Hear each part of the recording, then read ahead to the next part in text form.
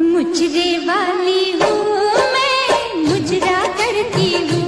पहलगाम हमले के बीते हुए 6 दिन हो गए और जिस तरीके से श्वेता सिंह ने छुपी हुई जगह को खोज निकाला है वो काबिले तारीफ है। एक तरफ हमारी इंटेलिजेंस और अलग अलग सेना की टुकड़ियां जो फेल हो गई करने में, जो हमारी राजनीतिक पार्टियां करने में फेल हो गई, वो श्वेता सिंह चुटकी भर में करके दिखा दिया। जी हां दोस्तों, तो श्वेता सिंह ने खोज निकाला है वो जगह जहां पे आतंकवादी छुप करके वार किए थे। अब ये दूसरी बार हुआ है जब श्वेता सिंह ने ऐसा कारनामा किया। इसके पहले वो नैनो टेक्नोलॉजी के द्वारा जो 2000 के नोटों में चिप लगे होने की जो उन्होंने न्यूज बताई थी, उस समय भी उनकी काफी वाहवाही हुई थी। पहलगाम हमला सिर्फ एक हमला नहीं है, भारत के मुंह पे एक करारा तमाचा था पाकिस्तान का। लेकिन 6 दिन के बाद भी हमने कुछ ऐसा नहीं किया है जिससे पाकिस्तान को लगे कि भाई भारत भी इसमें कुछ इंटरेस्ट ले रहा है। अभी तक पाकिस्तान के लिए हमने सिर्फ किया क्या है, तो सिंधु समझौते को सिर्फ रद्द किया है, जो कि एक बहुत छोटा काम है। मतलब 28 लोगों की मृत्यु के सामने सिंधु समझौता जैसे छोटे से काम को कर देना ये कोई बड़ी बात नहीं है। अभी तक पूरा का पूरा देश, विपक्ष सब कुछ साथ खड़ा है इस सत्ता पार्टी के साथ कि सत्ता पार्टी कुछ करेगी, लेकिन सत्ता पार्टी चुप्पी साधे हुए है। एक तरफ प्रधानमंत्री मोदी जी के पास इतना समय नहीं है कि वो कश्मीर के पहलगाम में जाकर अपने पीड़ितों से मिले, और दूसरी तरफ उनके पास काफी समय है कि वो बिहार में आकर चुनावी सभा करते हैं और बड़े बड़े ठहाके नीतीश कुमार के साथ लगाते हैं। एक तरफ जो ये राजनीति पार्टी बार बार ये कह रही है कि हिंदू खतरे में, और सच में खतरे में, क्योंकि 26 लोगों की मृत्यु ये बताती है कि आज भी भारत में हिंदू कितना खतरा में है। और खतरे में होने का कारण भी यही है कि आज भारत के प्रधानमंत्री हिंदू है, भारत के रक्षा मंत्री हिंदू और भारत के गृह मंत्री भी, जो टॉप के 3 मंत्रालय है वो हिंदू हैं। फिर भी 11 सालों से भारत में हिंदू खतरे में है। ये जो हमारी दूसरी तरफ गोदी मीडिया है, जो सुबह 8 बजे उठती है और हुआ करते करते रात को काली वाली रूप जो धारण कर लेते हैं, वो भी काबिले तारीफ है। जिस तरीके से वो लोग सरकार का बचाव कर रहे हैं, ये भी सोचने वाली बात है हम भारतीयों के लिए। और सबसे बड़ी बात ये है कि ये लोग क्वेश्चन भी किससे कर रहे हैं, तो क्वेश्चन ये लोग कर रहे हैं अपोजिशन पार्टी से कि भाई जवाब दो जवाब दो जवाब दो। लेकिन ये कभी भी सत्ता पार्टी से कोई सवाल नहीं कर रहे हैं। इनके अगर आप थंबनेल्स देखोगे तो ऐसा लगेगा कि पाकिस्तान आज के आज ही तबाह होने वाला है, युद्ध शुरू हो गया, युद्ध में पाकिस्तान की मात हो गई, पाकिस्तान रो रहा है, पाकिस्तान भूखा मर रहा है, पाकिस्तान में बाढ़ की स्थिति, कुछ हुआ और कुछ नहीं चल रहा। गोदी मीडिया के अलावा भी एक वर्ग ऐसा है जो भारत के अंदर ही पाकिस्तान को मार के भगा रहा है। जी हां दोस्तों, भारत के अंदर पाकिस्तानियों को खोज के जिस तरीके से मार के भगाया जा रहा है वो भी काबिले तारीफ है। और ये कोई और पाकिस्तानी नहीं बल्कि भारत में रहने वाले खुद मुसलमान लोग हैं। अलीगढ़ में भी ऐसा ही कुछ देखने को मिला। पाकिस्तानियों पे हमला करते हुए भारत के अपने मुसलमान पे हिंदू लोगों ने हमला करना शुरू कर दिया और भारत माता की जय का नारा इस तरीके से लगाया जैसे कि पाकिस्तान पे हमने विजय प्राप्त कर लिया। और इस आंतरिक लड़ाई को बढ़ावा देकर के लोग ऐसा सोच रहे हैं कि हमने पाकिस्तान को मुंहतोड़ जवाब दिया। अरे भाई, पाकिस्तान तो यही चाहता था कि भारत में आंतरिक लड़ाई हो, और भारत की आंतरिक लड़ाई बढ़ती जा रही है। ये पाकिस्तान खुश होने वाली बात है। जिस तरीके से हम लोग कश्मीर को बॉयकॉट कर रहे हैं, ये भी एक सोचने वाली बात है कि हम लोग खुद अपने देश के एक क्षेत्र को बॉयकॉट कर रहे हैं और उसी क्षेत्र को वो लोग एक्सेप्ट कर रहे हैं। तो ये भी सोचने वाली बात है कि मतलब आप आतंकवादियों के मंसूबे को किसी न किसी तरीके से सक्सेसफुल बना रहे हो। अब बीजेपी भी इसमें कम नहीं है। बीजेपी एक तरीके का इसमें डिस्ट्रैक्शन खोज निकाली है, मतलब अपने कमियों को छुपा रही है, बार बार अपने कमियों को छुपा रही है। गोदी मीडिया सवाल नहीं कर रही है, भारतीय जनता अपने लोगों को मारने में व्यस्त है। तो इसमें भी बीजेपी ने एक अच्छा सा एक तरीका ढूंढ निकाला अपने आप को निकालने का, वो है विपक्ष को घेरे में लेकर। खुद सत्ता में है, 11 सालों से इतनी बड़ी हमला हो गई, आज तक इसका प्रेस कॉन्फ्रेंस नहीं हुआ। और पाकिस्तान जैसा गरीब भूखा देश बार बार प्रेस कॉन्फ्रेंस कर रहा है और गोदी मीडिया यही उस प्रेस कॉन्फ्रेंस को दिखा के टीआरपी बटोर रही है। एक तरफ हमारे प्रधानमंत्री जी कहते हैं कि भारत में उन पाकिस्तानी चैनल्स जो यूट्यूब चैनल्स है, जो न्यूज चैनल्स हैं, उनको बैन कर दिया गया, और दूसरी तरफ गोदी मीडिया खुद उन चैनल्स के एंकर को अपने पे बुला करके टीआरपी बटोर रही है। एक तरफ तो एक वीर सपूत ने क्या किया कि टीवी पे पाकिस्तान के एंकर को बुला के गालियां देना शुरू कर दिया। ऐसा लग रहा था कि मतलब वो ब्रिगेडियर या कुछ कर्नल पद पे हो, और ऐसा लग रहा था कि अगर बीजेपी उसको अभी ऑर्डर दे दे तो वो अभी जाकर उस पाकिस्तानी एंकर का गला काट के भारत के सामने रख देगा। ये भी एक काबिल तारीफ है। और ऐसा करने वाला भारतीय मीडिया जो 170 पोजीशन में पहुंच गया है, उसकी लगता है और बढ़ोतरी होगी, वो करीब 200 पे पहुंचने वाला होगा। अब इसी बीच बीजेपी आराम से डिस्ट्रैक्शन दे रही है, अलग अलग जन्म घुट्टी पिला रही है, और ये इस जन्म घुट्टी को पी करके जो भारत की आम जनता है वो पाकिस्तान से लड़ाई करने के लिए पूरी तरीके से तत्पर हो चुकी है। वो फेसबुक पे रोज सैकड़ों पोस्ट शेयर करती है, वो फेसबुक पे सैकड़ों बार पाकिस्तान को गाली देती है, और वो फेसबुक पे सैकड़ों बार पाकिस्तान को तबाह करने की धमकी भी देती है। तो ये भी काफी काबिल तारीफ है। एक तरफ नेहा राठौर जैसे आम गायिका जो मतलब बहुत कुछ नहीं जानती हैं, जो इधर उधर से गाना और शब्द को जोड़ करके काबा काबा करते रहती हैं, उनको भी बीजेपी ने फेमस कर दिया। और बीजेपी फेमस करने का कारण भी यही है कि उन्होंने बस नॉर्मल सवाल कर दिया। और नेहा सिंह राठौर का एक बात है, मतलब जो भी फेसबुक पे वायरल हो रहा है, जो भी सेंटेंस या वो अंधभक्त शेयर कर दे रहा है या कोई हमारे जैसे चमचे शेयर कर दे रहे हैं, तो उस स्क्रिप्ट को वो सिर्फ सामने कैमरा के रखकर पढ़ देती हैं। मतलब उनका जो वीडियो वायरल हुआ जो पाकिस्तान में चला, उस भी वीडियो में अगर आप देखोगे तो वो एक स्क्रिप्ट पढ़ रही हैं, और वो स्क्रिप्ट उनके पढ़ने से पहले मैं अपने फेसबुक हैंडल से शेयर कर चुका था। वो स्क्रिप्ट काफी वायरल हो रहा था कि दूसरे देश में फोन करके वार रुकवाने वाले पापा अपने देश में आतंकवादी हमले नहीं रुकवा रहे। इस तरह की एक पूरी स्क्रिप्ट थी भाई, वो फेसबुक पर पहले ही वायरल हो रही थी, उसको सिर्फ उसने पढ़ दिया। अब पढ़ दिया तो उसकी गलती ये हुई कि पढ़ दिया, और दूसरी गलती ये हुई कि पाकिस्तान में उसका किसी ने शेयर कर दिया और कह दिया कि ये हिंदुस्तानी लड़की ये कह रही है कि भारत का ये प्रायोजित कार्यक्रम था। उसने बस इतना ही कह दिया। अब कोई रैंडम बंदा होगा उधर, उसने शेयर कर दिया, जैसे हमारे तरफ अंधभक्त और चमचे करते हैं, सोकॉल्ड चमचे और अंधभक्त करते हैं ना भाई, कि कोई चीज वायरल हो रहा है तो उसको शेयर कर दिया। मैं अभी बताया कि सुबह सुबह उनका यही काम होता है। अब इसका गलती ये हुआ, अब हुआ ये कि इसको भारत में और ज्यादा फेमस मिल गई। अब जो इनका सब्सक्राइबर 3 मिलियन था वो 4-5 मिलियन करीब पहुंच गया। ये भी एक सोचने वाली बात है कि ये मतलब एक स्क्रिप्ट पढ़ के पाकिस्तान में वायरल हुई तो हिंदुस्तान के लोगों ने इनको लपेटना शुरू कर दिया, और लपेटना शुरू कर दिया तो उनका कैरियर भी बन गया।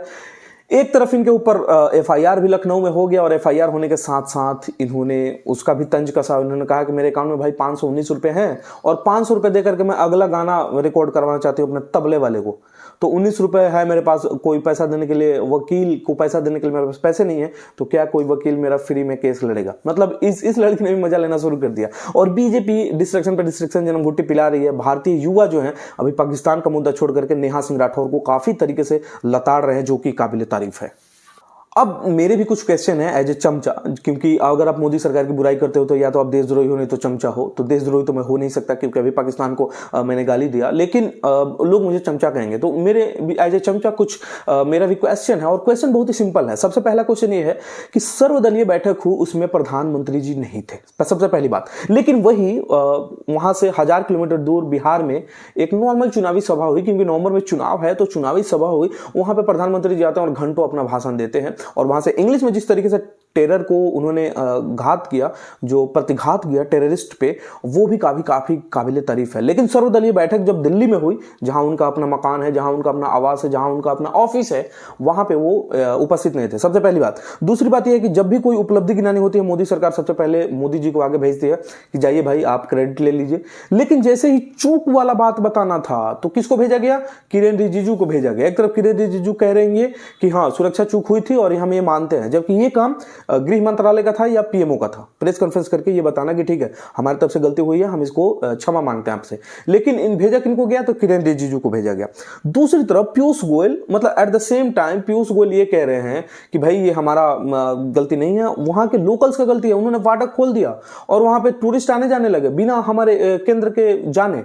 तो भाई आपकी जो हजारों करोड़ का जो फंड जा रहा है इंटेलिजेंस पे, हजारों करोड़ का फंड जा रहा है सेना पे, वो फिर एक काम करे उसको बंद कर दीजिए पूरी तरीके से। क्यों? क्योंकि 1000 लोग आपके कश्मीर के इतने सेंसिटिव एरिया में जाके आ रहे हैं, वो भी रोज घूम रहे हैं, टहल रहे हैं, और आपकी इंटेलिजेंस इतनी फेल हो गई कि उन लोगों को पता भी नहीं लगा पाई। अगर ये भी आप कह रहे हो कि आपकी गलती नहीं है, फिर भी तो आप फंस रहे हो। क्वेश्चन आप पे है। तीसरा मेरा क्वेश्चन ये है कि भूखा नंगा देश पाकिस्तान रोज प्रेस कॉन्फ्रेंस करके अपने इरादों को बता रहा है, लेकिन हमारे प्रधानमंत्री जी कभी चुनावी रैली में चले जाते हैं, कभी मन की बात में ये चीजें बताते हैं, लेकिन प्रेस में आके ओपनली इस पे बात नहीं कर रहे हैं। और बात क्यों करें? क्योंकि हो सकता है कि उसमें कोई ईमानदार प्रेस कॉन्फ्रेंस करने वाला कोई पत्रकार पहुंच जाए और ये क्वेश्चन कर ले कि आपकी सुरक्षा चूक कैसे हुई, अब अभी तक क्या किए हो और आगे क्या करने वाले हो। इस तरह के क्वेश्चन अगर कर लिया जाए तो फिर प्रधानमंत्री जी शायद वो जवाब नहीं दे पाए। अब मेरा क्वेश्चन ये है कि एक तरफ प्रधानमंत्री जी मन की बात और चुनावी सभा से ये बातें कर रहे हैं, दूसरी तरफ पाकिस्तान को प्रेस कॉन्फ्रेंस कर रहा है, तो हमारा देश प्रेस कॉन्फ्रेंस क्यों नहीं कर रहा है? क्या इसलिए नहीं कर रहा है कि उस समय वो बटुए वाली सवाल या आम चूस के सवाल नहीं कर पाएगी? तो भाई एक काम करो, एक स्क्रिप्ट लिख के प्रधानमंत्री जी को दे दो या स्क्रिप्ट लिख के गृह मंत्रालय को दे दो और उसी पे क्वेश्चन कर लो। एक दो पत्रकार मिलकर अपने में खेल लो।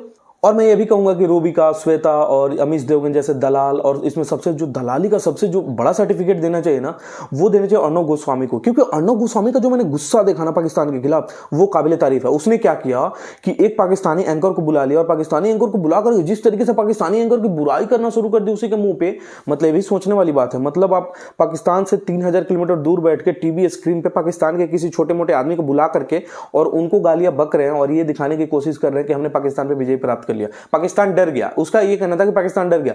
अरे भाई, पाकिस्तान ने हमारे ऊपर हमला करवा दिया है, हमने बदले में कुछ नहीं किया है। अब डर कौन गया, ये पहले ये बताओ कि हम लोग हमला क्यों नहीं कर रहे हैं। खाली मुंह से बोलने से थोड़ी ना होगा। तो ये जो दलाली का सर्टिफिकेट है, ये जल्द बांट देना चाहिए और ये कहना चाहिए कि भाई आप लोग अब आराम करिए, आप लोग रिटायरमेंट का समय आ चुका है, कुछ असली मीडिया को आने दीजिए। और लग रहा है कि इस बार देश बदल गया है, क्योंकि देश में मैंने देखे कि कई जगहों पे देश ऐसा सवाल कर रहा है ना कि जो कि काबिले तारीफ है। अब मैं छोटा सा एग्जांपल लेता हूं। राजद की एक टीम की वीडियो वायरल करा दी गई एडिट करके, मेनली वो एडिटेड है क्योंकि ओरिजिनल वीडियो मेरे पास आया था। उसमें ये कहा जा रहा था हिंदुस्तान जिंदाबाद, पाकिस्तान मुर्दाबाद। अब उसको एडिट इस तरीके से किया गया ना कि पाकिस्तान और मुर्दाबाद जिंदाबाद वाला कट लगा दिया गया, पाकिस्तान जिंदाबाद, हिंदुस्तान मुर्दाबाद, उसको उल्टा कर दिया गया। अब जनार्दन सिंह सिग्रीवाल जो हमारे क्षेत्र के सांसद हैं, उन्होंने क्या किया, उस वीडियो को शेयर कर दिया। अब उस वीडियो को शेयर किया तो उसके नीचे जो मैंने कमेंट्स पढ़े वो भी काबिले तारीफ है। लोग ये कह रहे हैं कि भाई बीजेपी को शर्म आनी चाहिए कि एडिटेड वीडियो, फेक वीडियो फैला रही है, खुद क्या कर रही है ये लोगों को नहीं बता रही है। और इसमें 99% ऐसे कमेंट्स थे। इसका मतलब ये है कि अब हमारा देश क्वेश्चन करना शुरू कर दिया है और इसका नतीजा बिहार चुनाव में इनको देखने को मिल जाएगा। अब यही काम सम्राट चौधरी जो उप मुख्यमंत्री हैं बिहार के, उन्होंने भी किया था। उनके भी जाकर आप कमेंट्स पढ़ लो तो पता चल जाएगा कि भाई उन्होंने वो वीडियो प्रॉपर डिलीट कर दिया कि भाई लगता है कि इस बार बिहार के लोग जो हैं वो समझने में नाकाम नहीं है, वो समझ रहे हैं बातों को। और सबसे बड़ी बात यह है कि जिस तरीके से बिहार में कल एक सौगात दी गई, उसकी भी थोड़ी सी चर्चा कर लेनी जरूरी है। 25 पैसे पर यूनिट बिजली पे छूट दिया गया, पाकिस्तान वाले मुद्दे को पूरा हटा दिया गया और इस 25 पैसे पर यूनिट छूट को एक मेन मुद्दा मास्टर स्ट्रोक बता करके बिहार के लोगों को जिस तरीके से न्यूज दिखाया गया और उस न्यूज में बताया गया कि बिहार के बिजली पे छूट पे बड़ी सौगात, मोदी जी की बड़ी सौगात। अब मैंने सर्च किया कि भाई कितनी छूट मिली है तो पता चला कि प्रति 100 यूनिट्स आपको 20-25 रुपए का फायदा होने वाला है, जो कि बहुत बड़े है। मतलब अगर आपके घर में गर्मियों के दिन में 200-300 यूनिट आता है तो 70-75 रुपए आपको फायदा होने वाला है। तो ये भी एक बहुत बड़ी सौगात प्रधानमंत्री जी और उप मुख्यमंत्री जी दे रहे हैं। नीतीश कुमार का तो इसमें कोई हाथ ही नहीं है, तो नीतीश कुमार का कोई नाम भी लेना क्यों ही चाहेगा। अब इसमें कुछ जो बड़ी बड़ी हस्तियां हैं इस चुनाव प्रचार में लगी हुई हैं, जैसे कि एक तरीके से चित्रा त्रिपाठी, वो गई हैं कश्मीर के पहलगाम में आतंकी हमले को कवर करने। लेकिन जिस तरीके से उनका रील वायरल हो रहा है ना पहलगाम के एक होटल का, वो भी काबिले तारीफ है। कश्मीरी गाना लगा करके जिस तरीके से वो ठुमका लगा रही हैं, ऐसा लग रहा है कि भाई वो किसी भी तरीके से एक मॉडल से कम नहीं है। अभी हाल ही में उनका तलाक हुआ है, हाल ही में भारत में इतना बड़ा हमला हुआ है, लेकिन जिस तरीके से वो बनच्चर जैसे मुस्कुरा के जिस तरीके से रील बना रही है वो भी काबिले तारीफ है। नमस्कार है चित्रा जी को कि इतने मतलब भगवान उनको सहने की शक्ति दी है कि मतलब एक तरफ उनका खुद का डाइवोर्स हुआ है और भारत पे इतना बड़ा हमला हुआ है, लेकिन ये अच्छे से मुंह चियार के और अच्छे से रील बना के गाना बना रही हैं। तो ये भी काबिले तारीफ है, सोचने वाली बात है और अच्छी बात है। भारतीय मीडिया के लिए अच्छी बात है, भारत के लोगों के लिए अच्छी बात है कि ऐसे पत्रकार भारत में, ऐसे मजबूत दिल के पत्रकार भारत में हैं जो अपने गमों को भुला करके, भारत के गमों को भुला करके नाचना और गाना पसंद कर रहे हैं।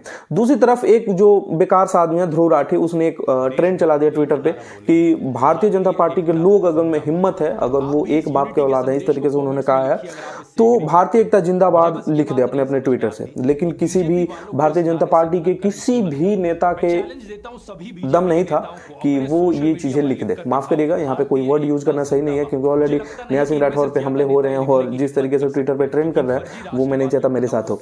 तो अगर भारतीय जनता पार्टी के लोगों के हिम्मत हो तो वो लोग ऐसा लिख दे भारतीय जिंदाबाद। वो हमेशा हिंदू मुस्लिम कराने में व्यस्त हैं और इस चीज को भी एक तरीके से इंटरनल पॉलिटिक्स लगा रहे हैं कि इंटरनल डाइवर्जन हो जाए भारत का। तो वो भी एक काबिले तारीफ है और ध्रुव राठी को मैं लख लख बधाइयां देता हूं कि उन्होंने ये एक तरीके से भारतीय जनता पार्टी के लोगों को जिस तरीके से लतेड़ा है वो भी सोचने वाली बात है। नमस्कार, मिलते हैं अगले वीडियो में। और इस तरीके से चल रहा है हमारा देश, मतलब 6-7 दिन हो गए इस आतंकी हमले के और हमारा देश अभी प्रेस कॉन्फ्रेंस भी नहीं किया। शायद कोई बड़े हमले की तरफ हमारा देश बढ़ रहा है। अब लेकिन धीरे धीरे समय बीत रहा है, लोगों का खून ठंडा हो रहा है। अब दूसरे चीजें भी वायरल करना लोग शुरू कर दिए हैं, तो इसका मतलब ये है कि अब ये थोड़ा सा ठंडा हो गया है, एक तरीके से हम कह सकते हैं। लेकिन देखते हैं कब तक ठंडा रहता है, कब तक क्या होता है। अब ये तो भारत की जनता और जो भारत की आम जनता और जो भारत के प्रधानमंत्री जी हैं वो जानते हैं। बाकी हम जैसे लोगों को कुछ आइडिया नहीं चल रहा है क्योंकि प्रिंट मीडिया दलाली कर रही है और ये जो बड़ी बड़ी मीडिया है वो रील बनाने में व्यस्त है और जो भारत के लोग हैं वो IT सेल के पोस्ट को शेयर करने में लगे हुए हैं। तो इसी बीच से कुछ अच्छी अच्छी खबरें निकाल करके हमारा देना काम है। आपका काम है कि इस चैनल को सब्सक्राइब कर लें अगर यहाँ पे देख रहे हैं तो, और अगर फेसबुक पे देख रहे हैं तो वहाँ फॉलो कर लें। नमस्कार।